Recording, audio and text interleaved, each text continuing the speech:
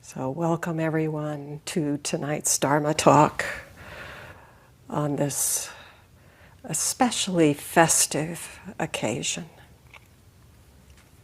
Scott and I just returned from the annual Sambo Zen teacher training that was held this year in Osnabrück, Germany.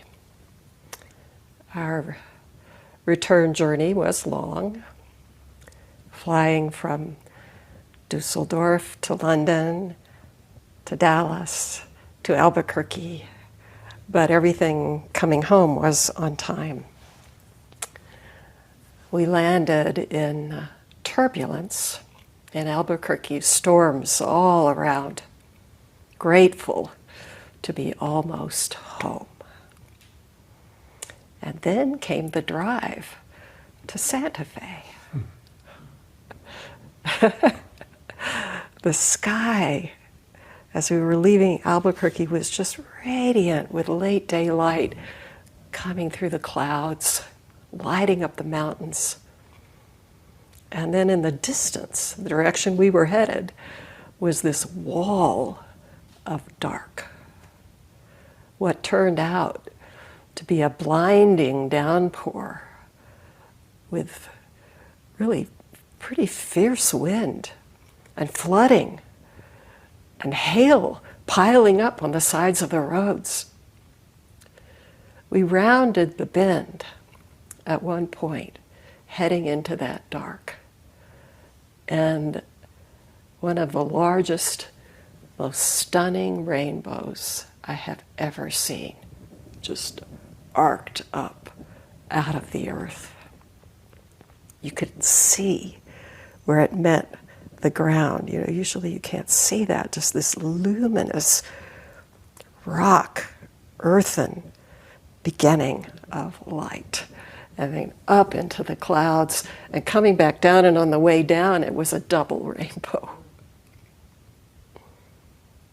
The image called to mind that saying attributed to the Buddha on his awakening. Seeing the morning star, he exclaims, "From the top of heaven to the bottom of the earth, I alone. One existence. Welcome home to the light, the dark, the beauty, and the storm. The wake of this Kenshukai ongoing."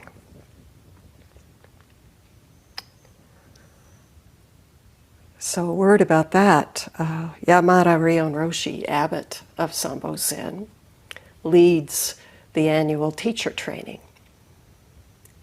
8 days, combination of sitting, of Doksan face-to-face with the Roshi, shared koan study, and what Kieran called play in the 30-day message today. This great collegiality with friends, company of friends, students, senior students, and teachers from all around the world. So from early morning until close, you know, this framed, all of it in sitting. These days are full. This year, during the closing ceremony on that last evening, Ryon Roshi appointed Scott a Sambo Zen teacher. It happened to be my birthday. You know, best present ever. But the greater gift is to Mountain Cloud. Roshi recognized that in the teacher name that he gave to Scott, San Un Ken. It means cloud over the mountain. for Mountain Cloud, he said. So here at Mountain Cloud, we're about to celebrate our 40th anniversary. 40 years of practice of this place, this Zendo, the land and the privilege of caring for it, the legacy of teachers and practitioners, the ongoing community of practice. There will be ample opportunity to recognize the gifts of the past, to contribute our support, and to celebrate together what Natalie Goldberg might call a fat moment.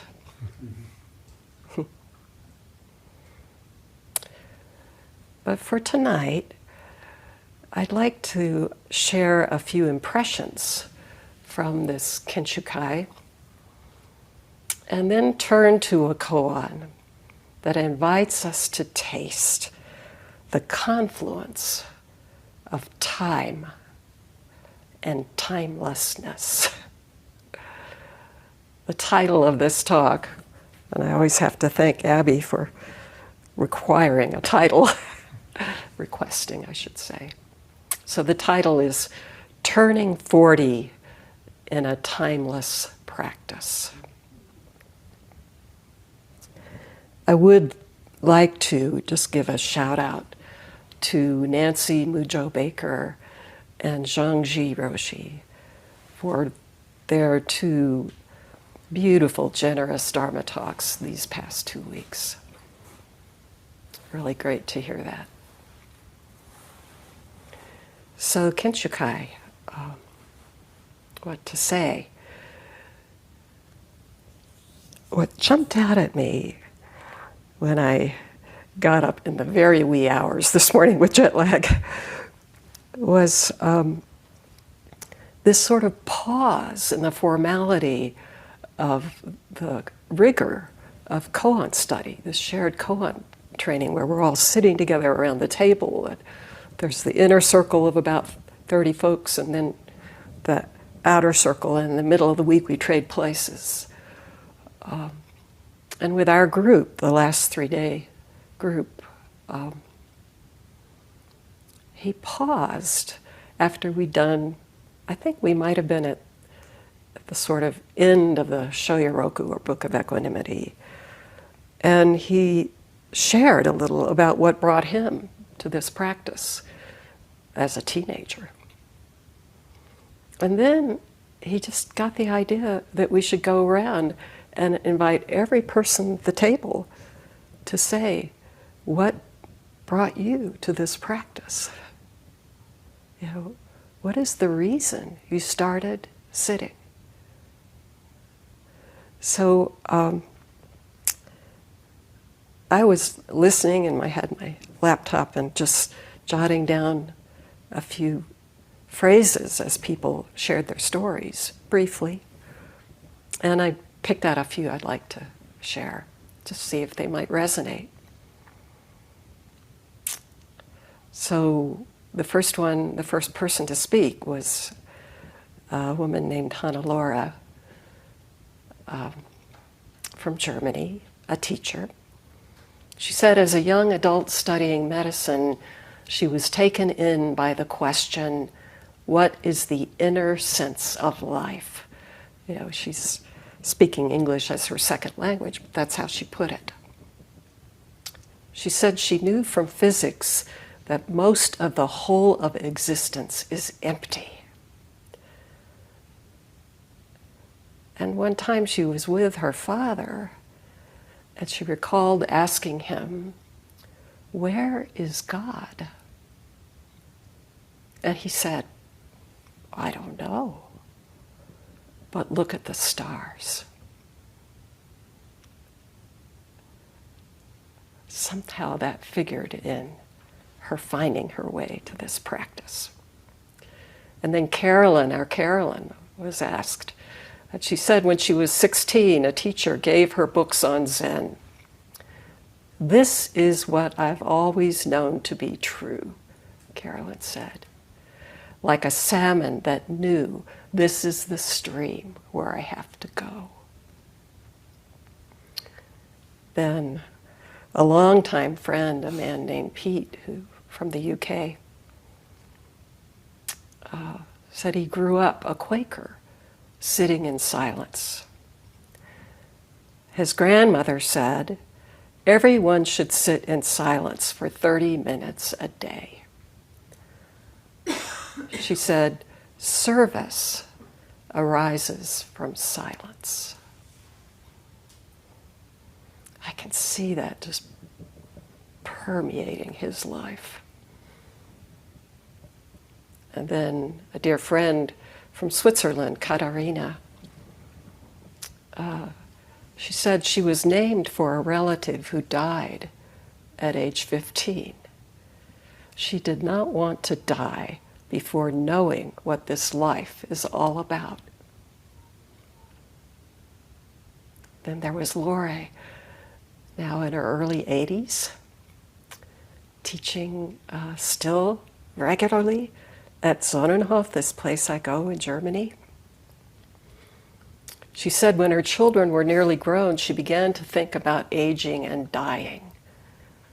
And the question came up, is this all? So she found a nearby meditation center, and there someone was teaching Zen. Lori said, "I loved the silence." That was more than 50 years ago.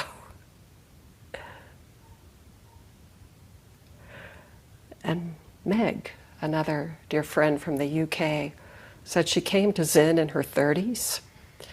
She'd been working at a good job in Oxford for 8 years. It was a sort of dream job. And up came the question, the familiar question. Is this all? Is this it? So Meg found her way to silent meditation. She said it was a great relief. And then she found Elaine McGinnis Roshi's book and said, "Look, she lives in Oxford." And there began her student-teacher relationship. A man named Reinhardt, who's been here actually to Mountain Cloud for the last Naz session, so it was a year ago, June. A German teacher now, associate Zen master.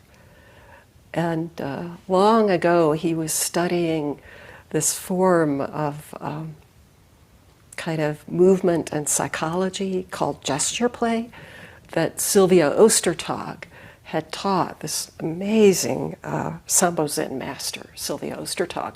And at the time, she had just been made teacher, so she was starting to offer sesshin. Reinhardt had problems with his knees, even as a younger man, but he thought, I have to give this a try, just once. So he went to this sesshin. And the first day, his knees got worse and worse. By the afternoon, he said he thought he was sitting in hell. So he decided, I have to leave. He went back into the Zendo after a break and immediately was tapped to go to Doksan. But the line was long. He waited a long, long time and finally was taken back into the Zendo. No Doksan. They went to dinner. And all the time he's thinking, I'm going to leave. End of the day, that's it. So the evening sitting came. The bell rang, and he said something changed. It was like sitting on clouds.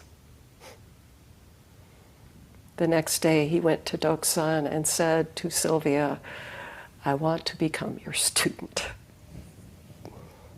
How does that happen?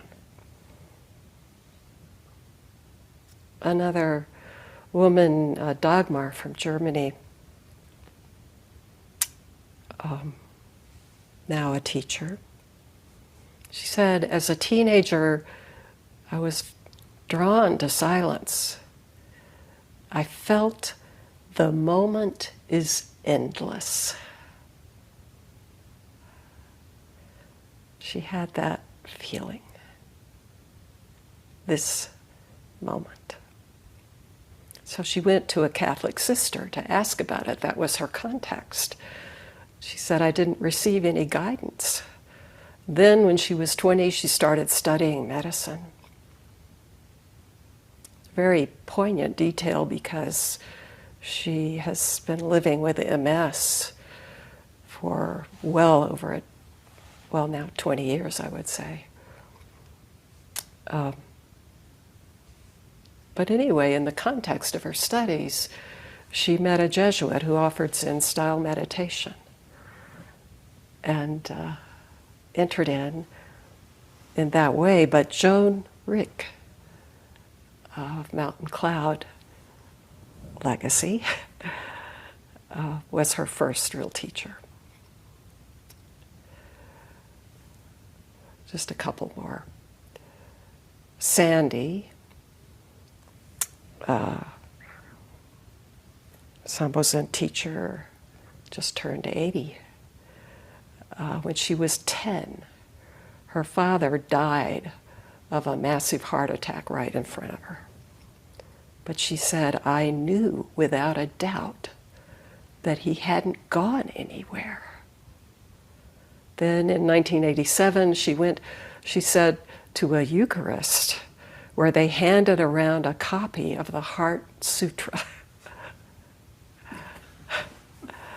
So she found a Soto monk as a teacher and started in just counting her breath until she too met Sister Elaine in Oxford. One more.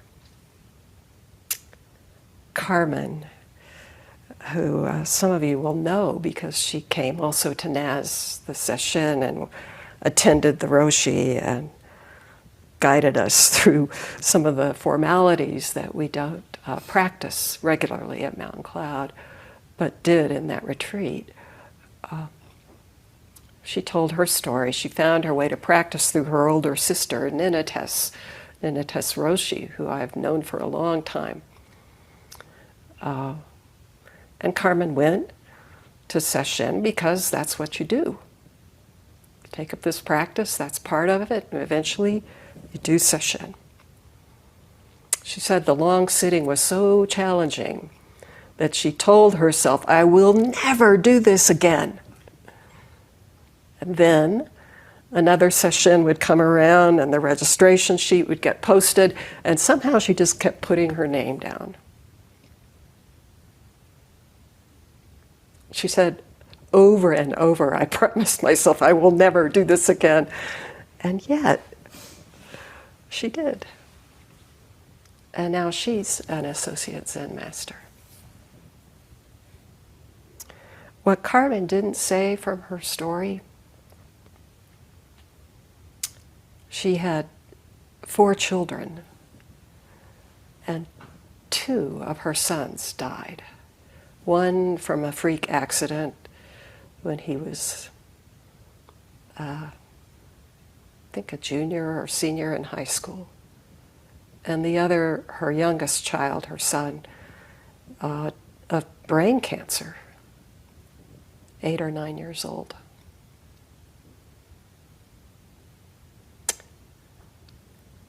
She nearly died of grief. But this practice of Zazen somehow brought her through. And not just surviving, but coming to see that our own suffering is not separate from the suffering of the whole world. Coming into this bodhisattva heart.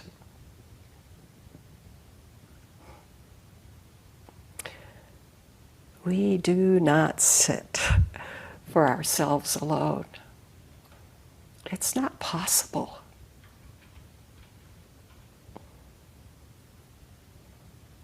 You could say that we practice to discover this, that one existence that Shakyamuni Buddha suddenly saw, to discover it and to embody it.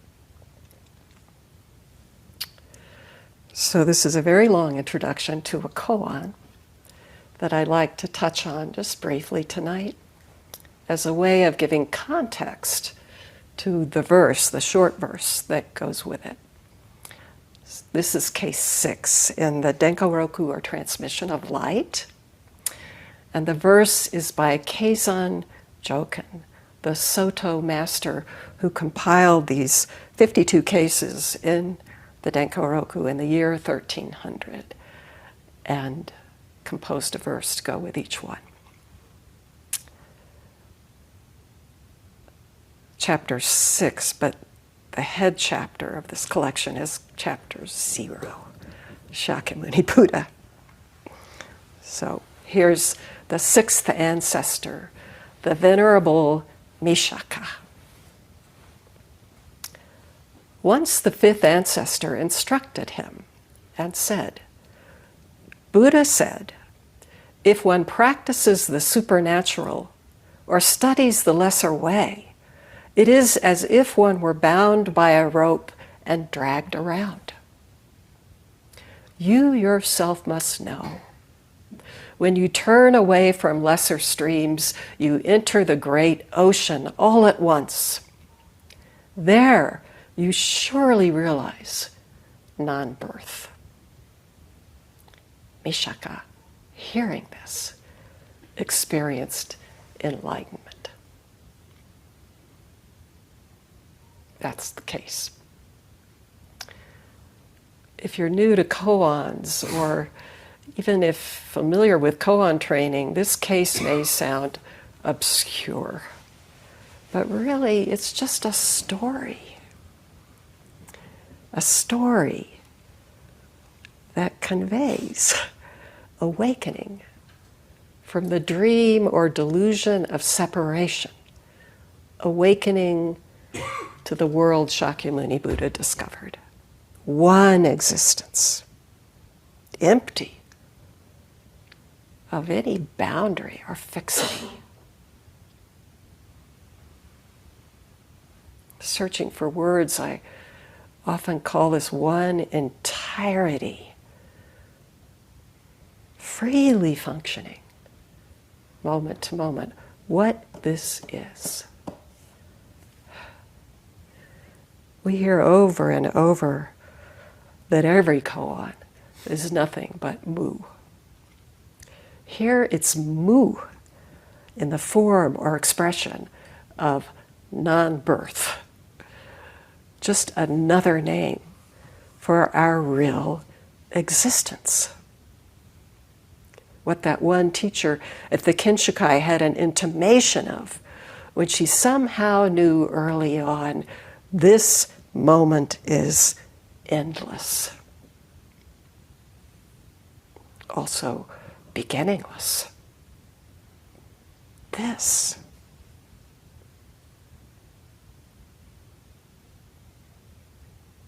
We call it now.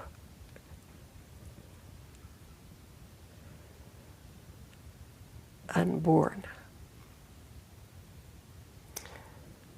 Mishaka, the master who awakens in this case, happened to be the head of an assembly of 8,000 students, monks who were studying the supernatural. Really could cultivate these powers.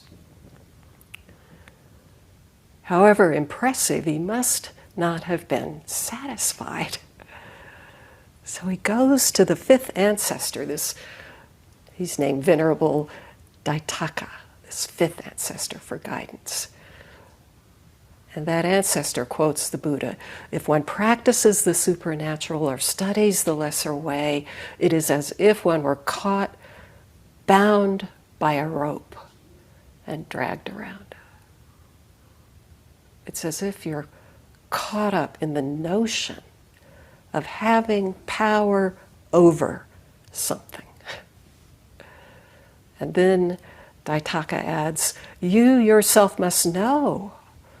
When you turn away from lesser streams, you enter the great ocean all at once. No other way. He could be talking to us.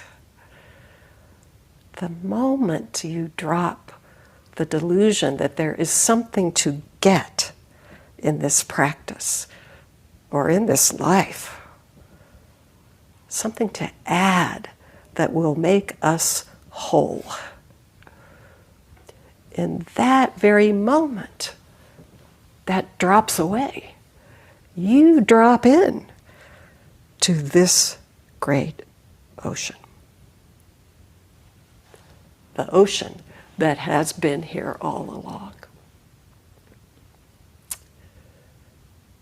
You must throw away any idea that there is something to attain and realize for yourself the unborn nature of all things. In other words, realize self together with all things.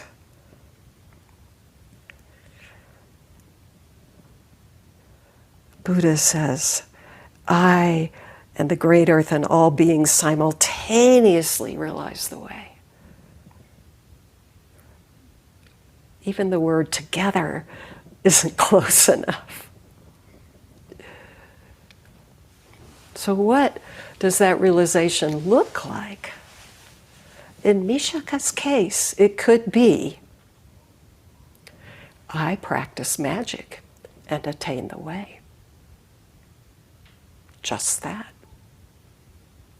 Not in spite of cultivating supernatural powers and not because of it. He's just saying, you are that. That ocean. That one existence showing itself to the full exactly in the unique and unrepeatable circumstances of our lives. So here's Keizan's verse.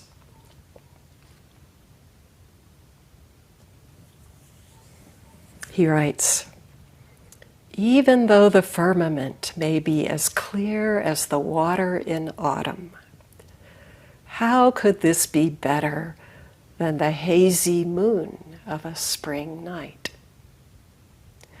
Many people seek perfect purity.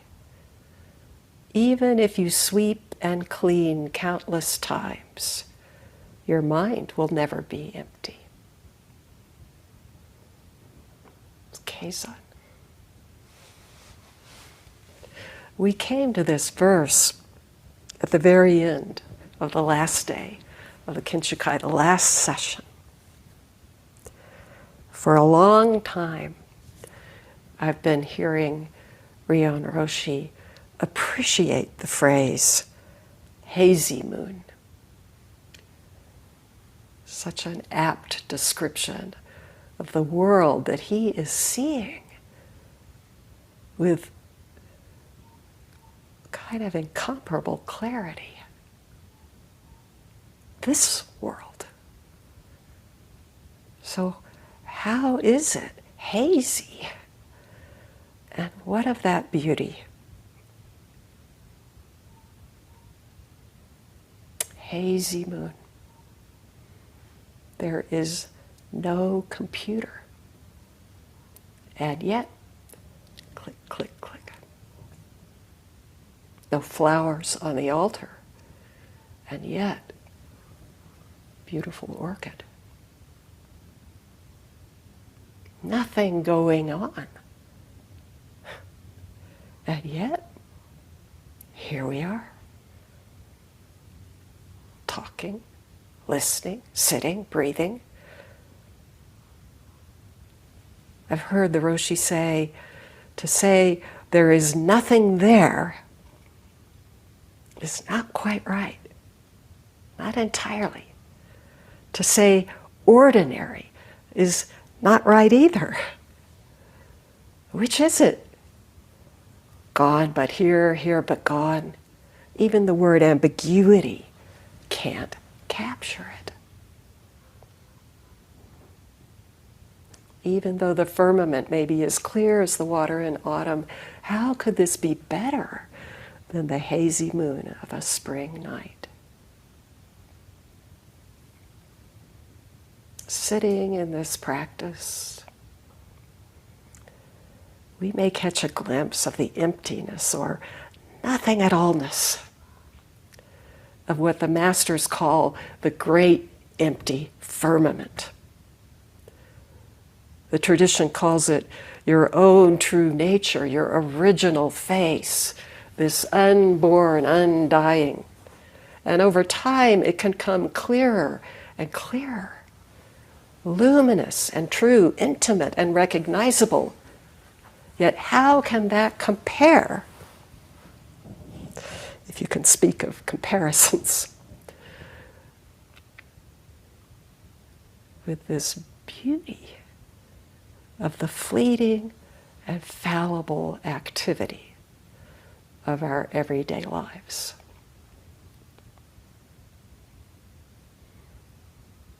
Taking up this verse, different people chiming in, and the Roshi, and sad to say that just as we entered into the conversation, the discussion of this verse, my battery on my computer went dead. And I was, I wish I had just been, hazy moon. So what do we say about this emptiness? Well, in emptiness alone, there's no one there to help, and there's nothing to do. This emptiness alone is colorless. Roshi said it's boring. I mean, I don't think so, actually. But he likened it to going into a movie theater. He likes this analogy. And, instead of seeing all the activity on the screen, you just go to go and sit down and gaze at the blank screen. Boring, he said. And yet, it is just life-changing to discover this empty, infinite, timeless world. But if we get stuck there, emptiness is just a concept.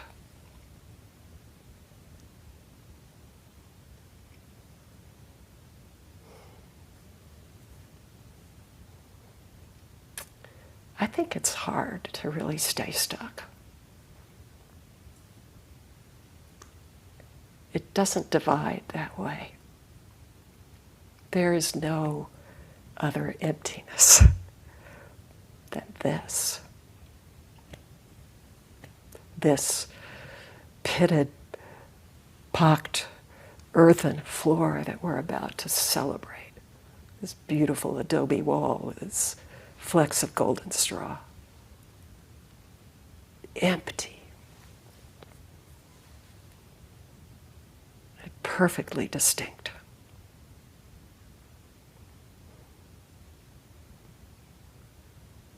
Many people seek perfect purity. Even if you sweep and clean countless times, your mind will never be empty. We come to this practice earnestly seeking, like those Kinshukai participants.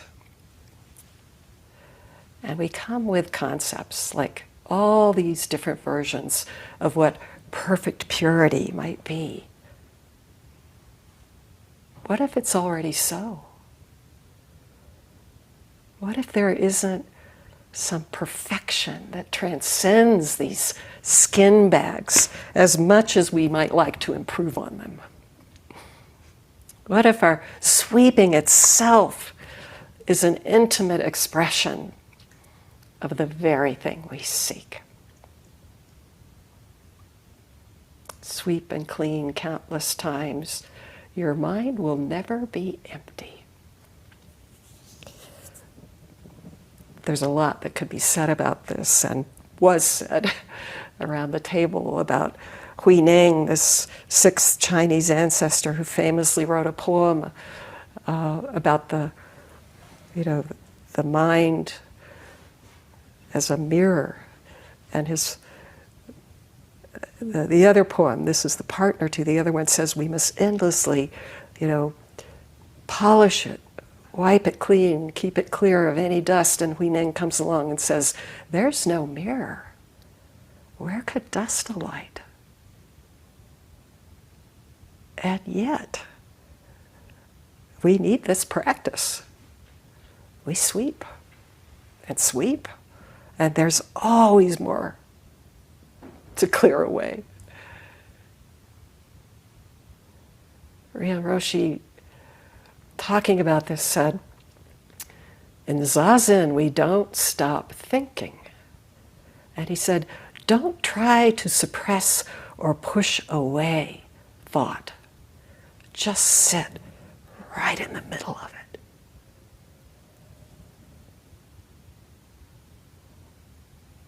I don't think I'll ever forget that moment of that gesture, or what it's like to sit with him right in the middle of it.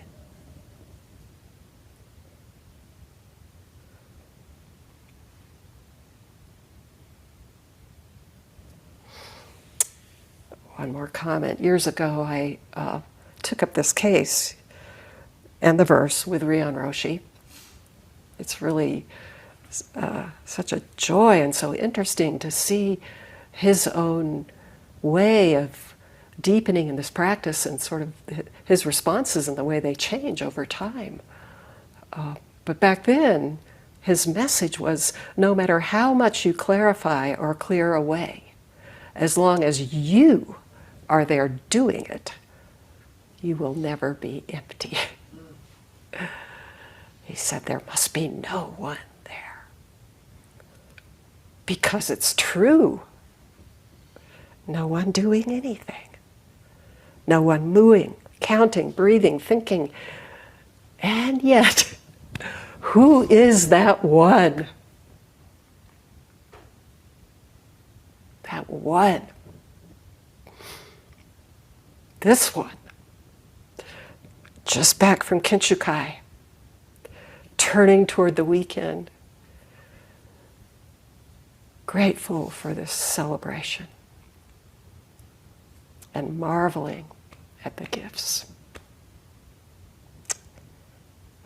Thank you all for this shared practice.